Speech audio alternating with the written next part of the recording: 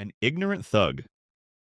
That's what critics called Jesse Bonds Weaver Jr., better known as Schoolie D, the Philadelphia pioneer who actually created gangsta rap before the West Coast ever claimed it. But was this harsh label fair? Or did it hide a much darker truth about how the music industry destroys its innovators?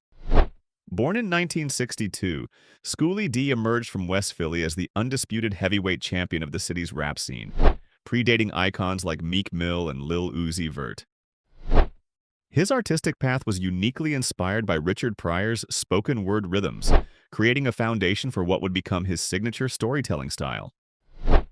In the mid-1980s, working with DJ Code Money, Schoolie D crafted a sound defined by urban realism, violence, and sexual bravado. His approach was that of a rhyming reporter, channeling the lives of hustlers, pimps, and gangsters into street poetry. These were people who, in his view, sold dope and sex and broke the law, because there were no other options for economic advancement in their neighborhoods. This perspective marked a huge departure from the moralistic hip-hop of artists like Mel Mel, who presented the streets as bitter moral outrage. Schoolie D simply saw it as just scenery, a raw reflection of life without demanding change. His 1985 debut album and the track PSK What Does It Mean became the first true gangsta rap record. The acronym stood for his neighborhood crew, the Parkside Killers, and its content about cursing, drugs, sex, and violence shocked audiences with its unfiltered portrayal of gang life. A key innovation was his deliberate pacing, slowing down rap's cadence from a fast babble to a drip, allowing detailed narratives to unfold with beautiful clarity. But critics completely missed the point. They dismissed his music as a thuggish grunt without imagination and complained about thuddingly dull beats. Journalist Robert Christgau labeled him an ignorant thug and called his work the white audience's paranoid to masochistic fantasy of a b-boy. These critics expected moral commentary, like in The Message. Instead, Schoolie D offered direct, unfiltered reality, turning authentic documentation into perceived fantasy through racist stereotypes. The critical failure came from misreading his tone completely. While his lyrics reflected violence and bravado, they were often infused with self-aware humor that critics missed entirely. Saturday Night, which details a drunk Schoolie D being chased by his mother with a gun and broom, was meant to be funny, not threatening. His music frequently made references to living at home with his mother, subverting the hyper-masculine image he helped create. This contradictory persona was full of life, irresponsible, giving zero fucks, standing apart from the cold, calculating archetype that later dominated gangsta rap. Schoolie D's career began with fierce DIY independence, self-releasing his first projects with full creative control.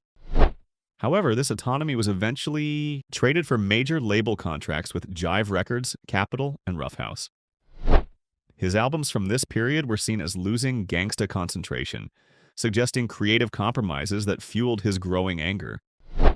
He spoke about record companies that didn't pay him money he was owed, noting how the industry's capitalist procedures fundamentally changed artists' original cultural intent. He called the music business the system that asks you to not care about something deep and allows people to mess with you for life. Then came the legal nightmare that would change everything. Led Zeppelin sued him over Signifying Rapper, which contained an interpolation of their song, Kashmir. Schoolie D clarified that his band played Kashmir during rehearsal while he rapped over it, but his publishing company, which he called Kids, never cleared it properly. The legal fallout was devastating. The song was removed from Abel Ferrara's Bad Lieutenant soundtrack and all future releases. While prohibited from discussing exact settlement terms, Schoolie D revealed that Led Zeppelin initially sought $80 million. He got off light but still had to pay his way out. These weren't just random legal troubles. They showed how an artist whose work was born outside the system got absorbed by it, only to face its complex and unforgiving structures. The Kashmir lawsuit became a turning point, demonstrating the financial hardship that pioneers face when subjected to intellectual property battles they never anticipated. Years later, another lawsuit hit. Drummer Terrence Yerves sued Schoolie D and Cartoon Network in 2006, claiming he co-wrote the Aqua Teen Hunger Force theme song without authorization. The case demanded significant damages and threatened to shut down the show's broadcast. After settling out of court in 2007, Schoolie D commented that when you do movies, everyone thinks you're a millionaire and friends start suing you. But which of these two lawsuits do you think was more shocking? Drop a comment below and let us know your thoughts. Also, if you're enjoying this deep dive into hip-hop's hidden history, hit that subscribe button for more untold stories from music's pioneers. These consistent legal battles created powerful incentive for Schoolie D to find new, stable revenue streams. But the industry's exploitation went deeper than just lawsuits. The record label system itself was designed to trap artists in cycles of debt and dependency.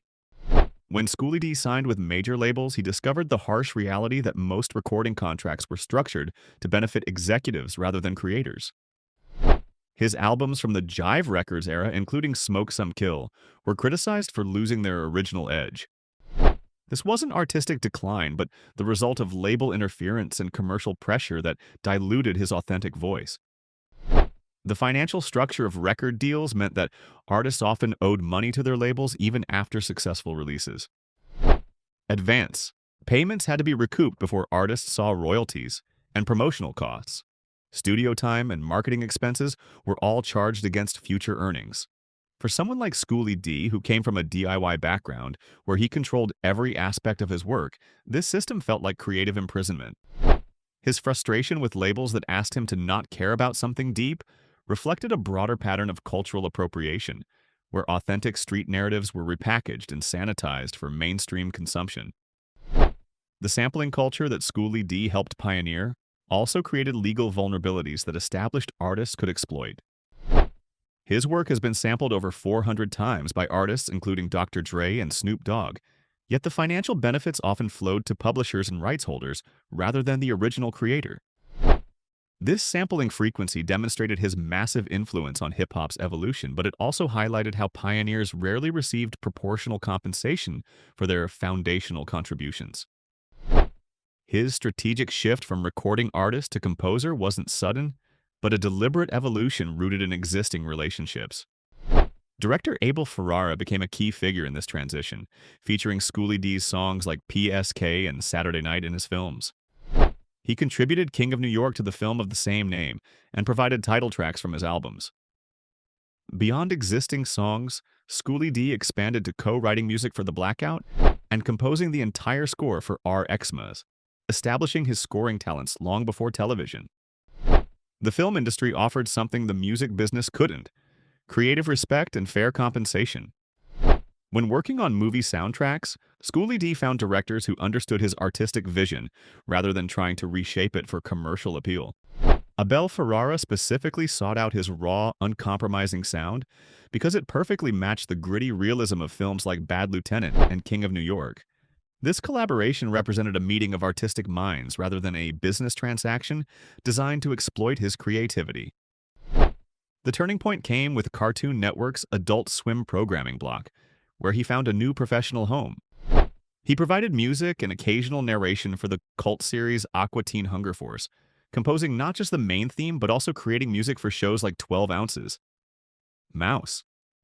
The contrast between his gritty gangsta rap persona and his role in surreal animated series was both ironic and compelling, showcasing his versatility while directly resulting from his music industry dissatisfaction. Adult Swim represented the perfect creative environment for someone who had been misunderstood by mainstream critics.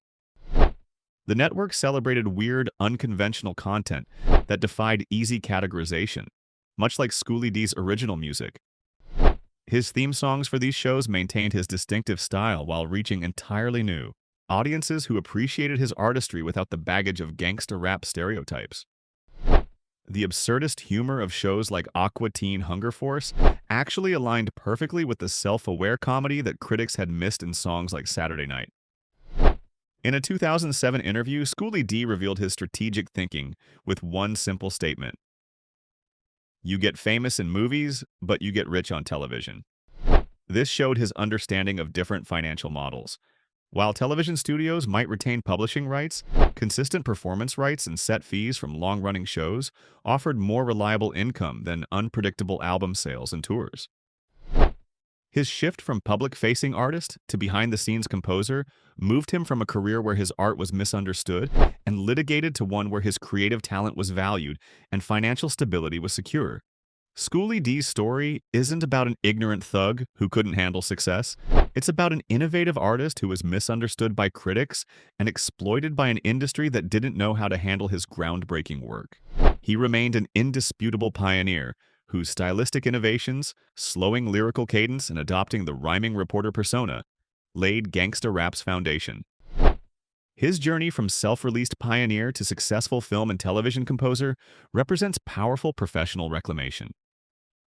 Despite being overshadowed by artists he influenced, he continues as a foundational figure whose legacy ripples through hip-hop's DNA, proving that true artists find ways to evolve and thrive even when the system tries to break them.